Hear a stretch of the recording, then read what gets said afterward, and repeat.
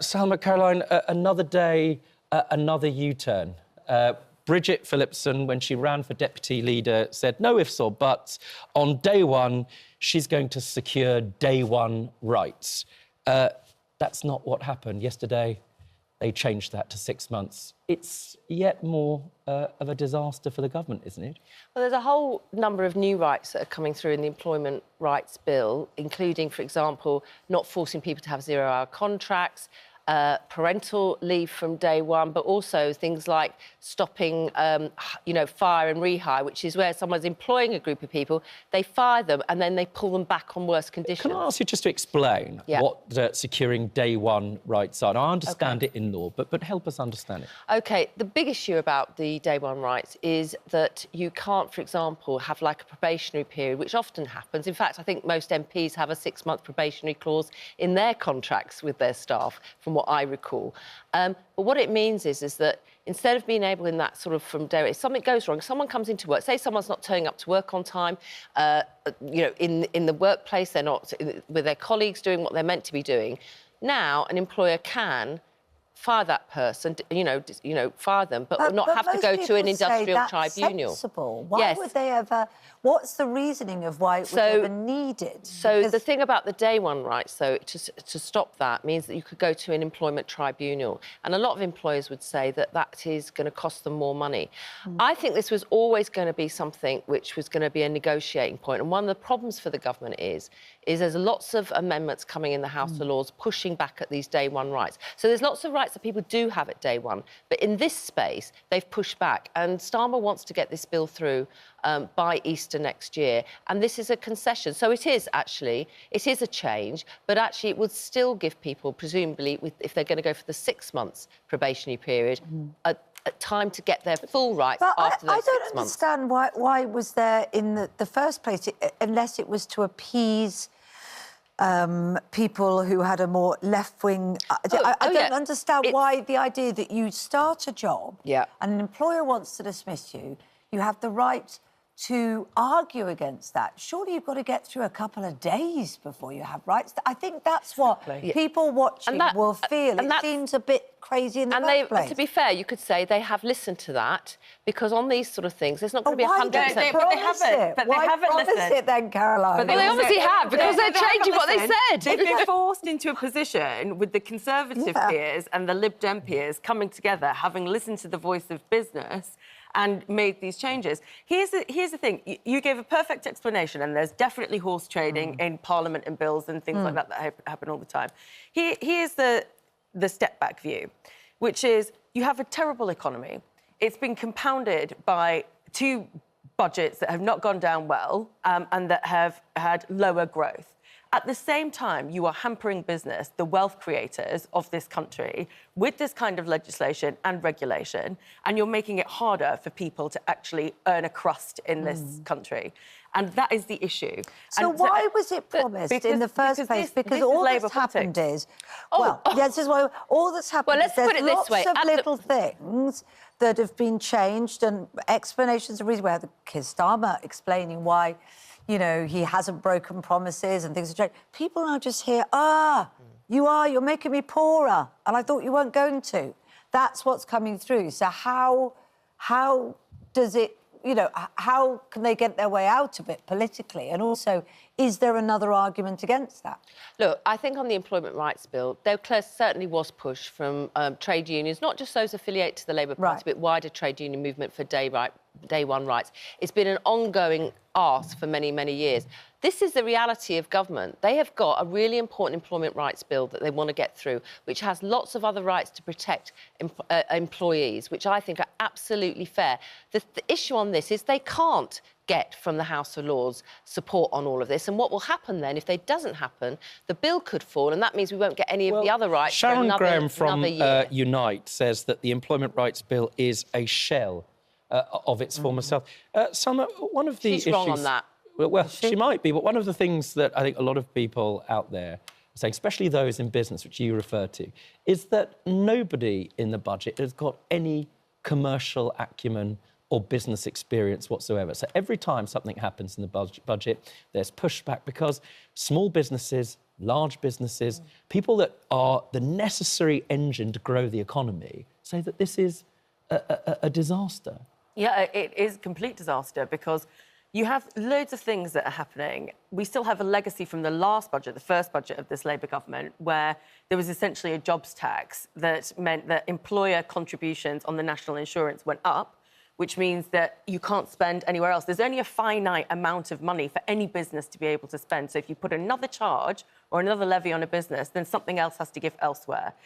If you are trying to say that this government is all about growth, then why aren't you helping the businesses that are trying to achieve that growth? And I recognise, and I think it's a good thing that the Prime Minister's taken this clause out of this legislation, this bill, but what else is there? It's like you're taking something away that nobody wanted in the first place, but what are you doing to actually help business drive that growth? Well, there are so many businesses in the UK that want to hold the government's hand and say, OK, let's do this, we're with you, but help them. So, you know, the budget isn't the only issue around growth, it's also the other factors. So, for example, this government came in with a promise to tackle the planning system and how that worked to fast-track those big infrastructure projects.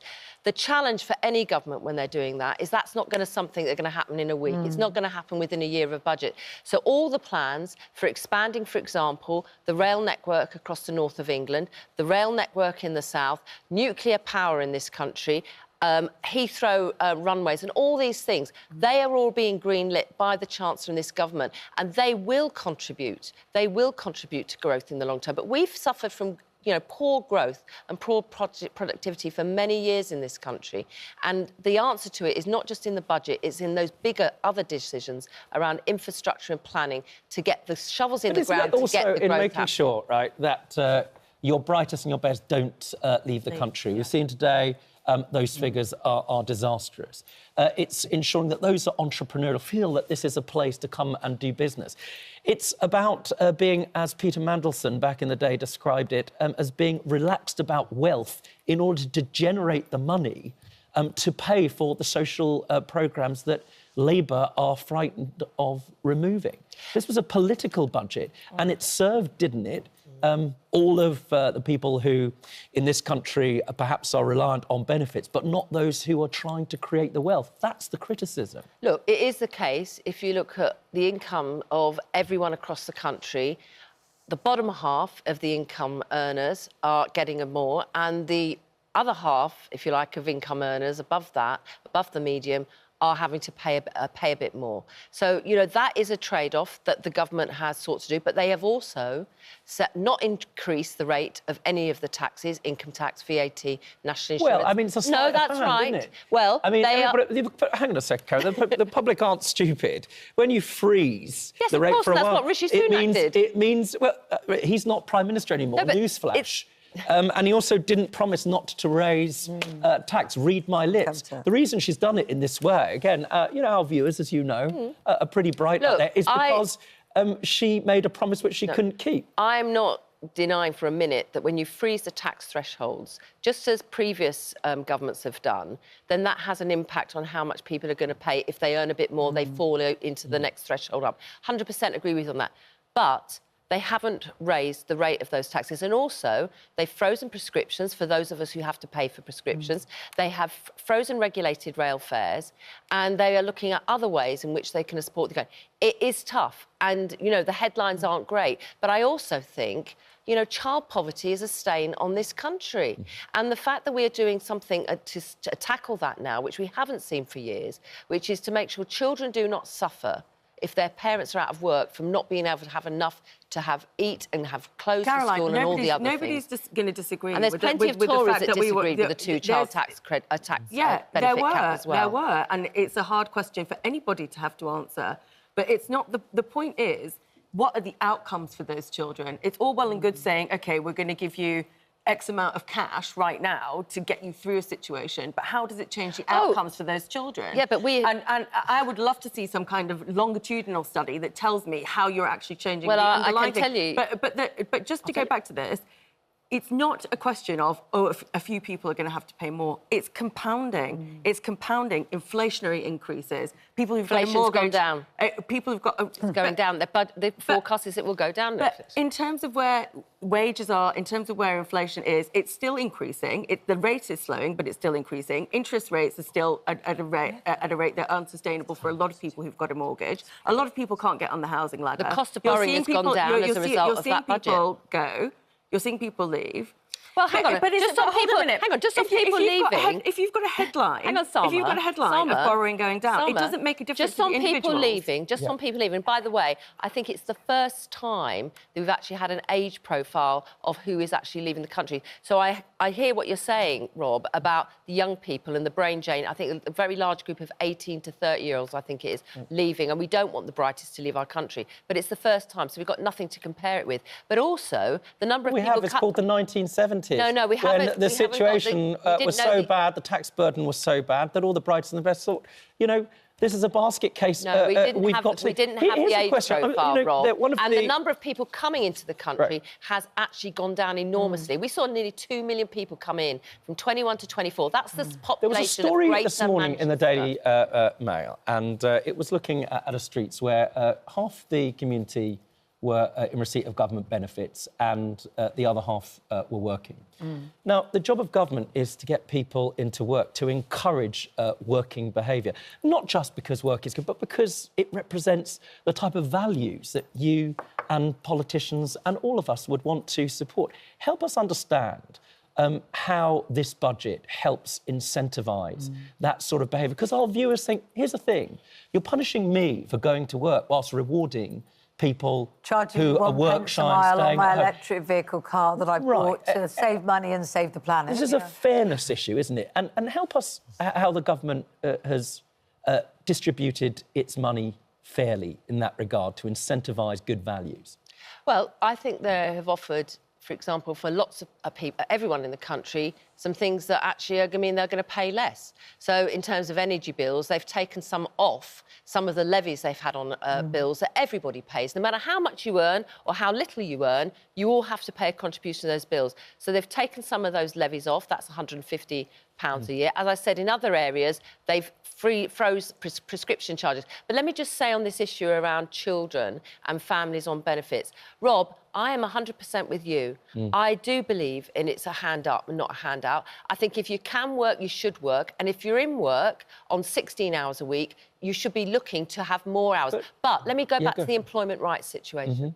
We have seen in this country, sadly, over the last 10 years or so, an absolute escalation in zero-hour contracts, where people who want to work more, they can't. And you know what? Employers who turn around and say, oh, I want you for 10 hours this week, or I want you for 20 hours next week. That has to stop. Now, I would expect, and there is a review of benefits going on at the moment, that in exchange for these efforts to reduce child poverty, we need more support to get people to work. But we have seen in the DWP, where I was a minister, the money that was there to actually support people into work, to people who are coming in with mental anxiety or other issues, actually getting them the treatment that they need to get them back into work. The funding for those programmes was absolutely slashed under the Tories, and that has to change. When people get out of work, they need support to get into work. So you're saying we're investing in the NHS and the support for mental health, that will help generate back. I suppose the problem is there's such a long lead time on feeling that. I can't. The problem is, if you've had 14 years of our services being cut by Osborne and the rest of them, right, pared back to the bone, what went? All those things to get people, those employment programmes to get people into work. It was only at the tail end of the Tory administration under Rishi Sunak that Mel Stride, who was then in charge of work and pensions, suddenly started talking about back-to-work programmes. Salma? This idea that, OK, the austerity period when we were in the middle of a financial crash is to blame for absolutely everything. I think we've got to change the record on that. They made a choice to cut everything back to the bone. Because we've had Brexit and we've had a pandemic subsequently, OK? So if you ignore those two massive things, those massive economic shocks, then you ignore some of the underlying reasons as to why we're in this situation. Compared to other countries, we weren't the only country in the world going through the pandemic. No, we're not. Look at all our competitors in other parts of Europe. They have bounced back quicker from the pandemic economically than we have. No, on what measure? everybody's... In terms of people going back to work. Everybody's going through this, yes. We've all had the same reaction to the pandemic. Why have we had such a problem? Hold on a minute. There is a question about how your governments react to it.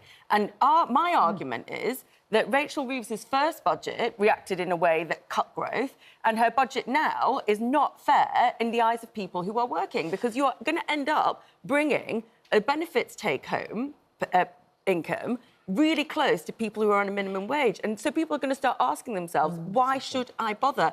And I'm not saying this because I want to have a go at a Labour government. I'm saying this because people are going to get angry, and we all need to work to solve this issue in the economy. But you know what? Blame game does not work anymore. Before the general election, the Conservative government cut taxes when everyone was saying to them, that is ridiculous. We are in a situation where you cannot afford to do that.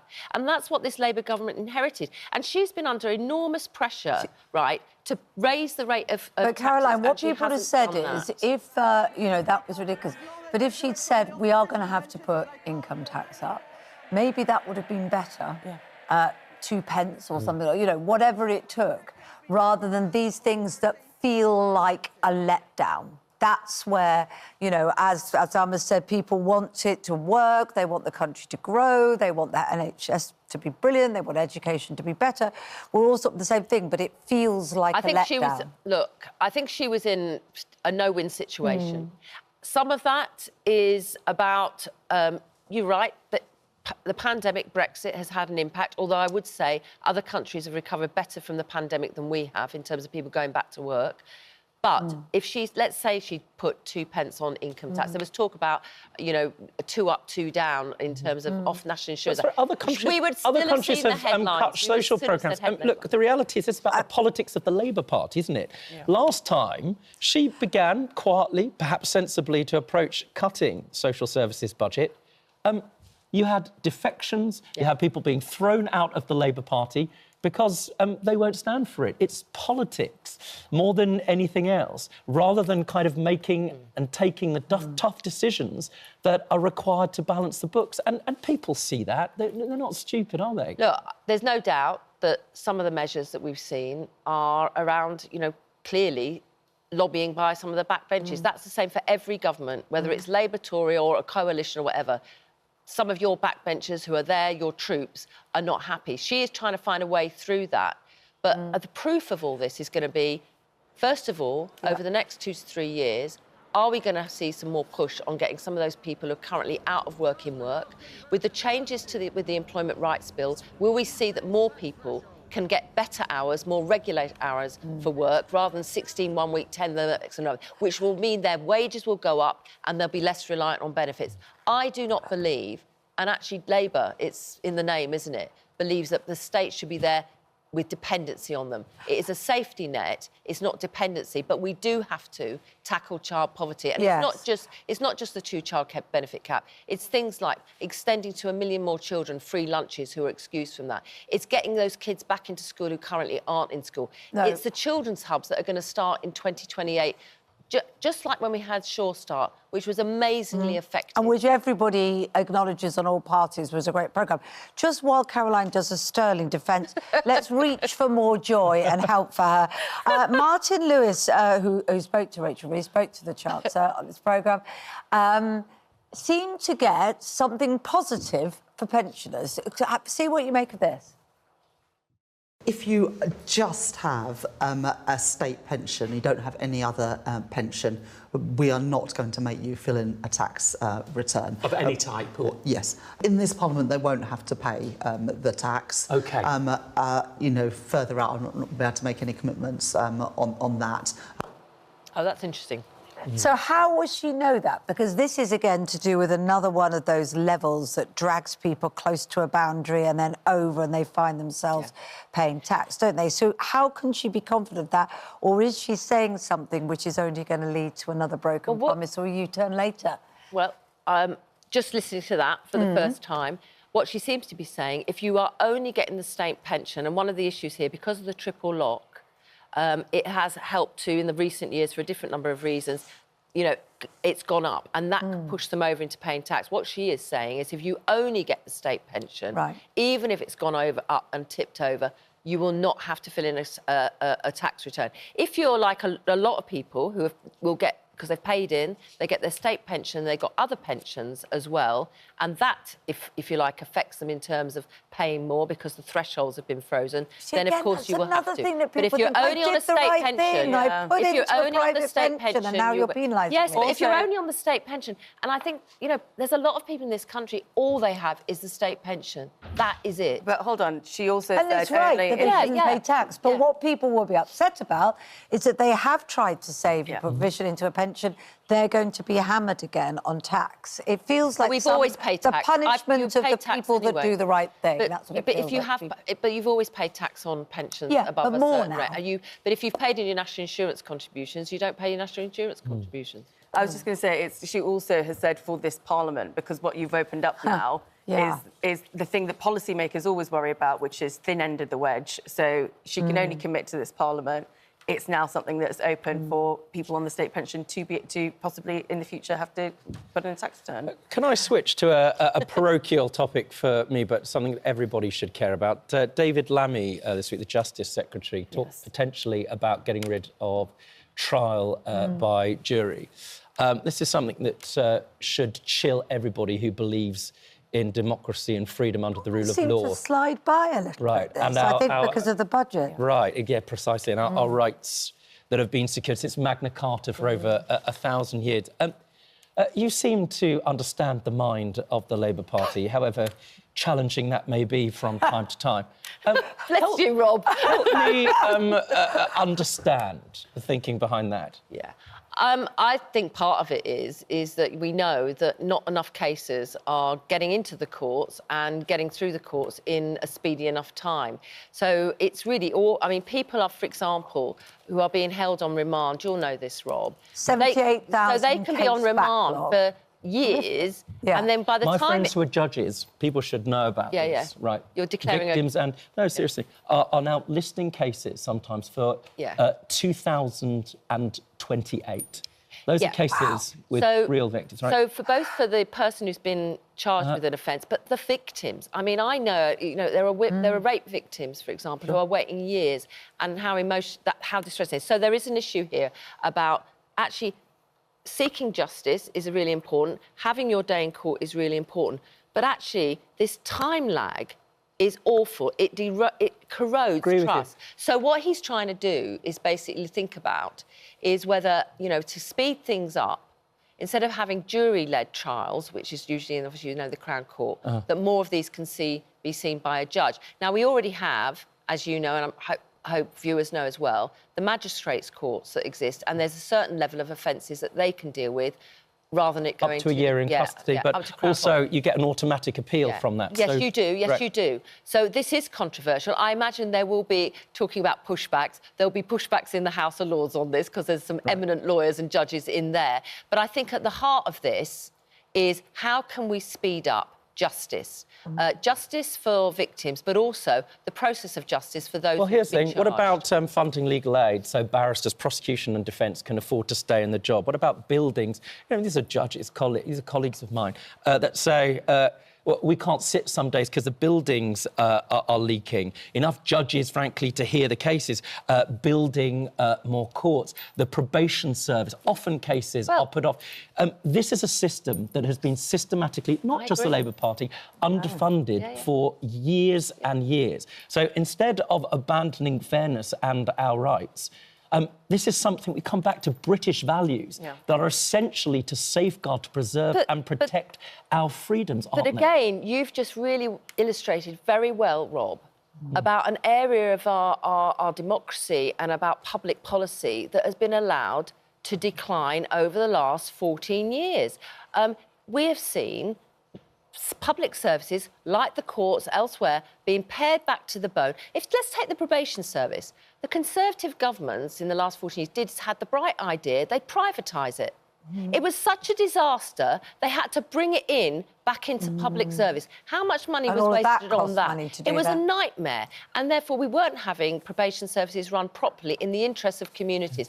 So here's the thing. There is a real problem here. I don't know if it's going to end up where David Lammy suggests it's going. But I tell you what, Rob, at least we'll have a proper debate about the state of our justice system and all the issues that you've raised that are holding it back. Yeah, but you won't have any money. Funding is one thing. Well, fairness and our rights that have been secured for that long.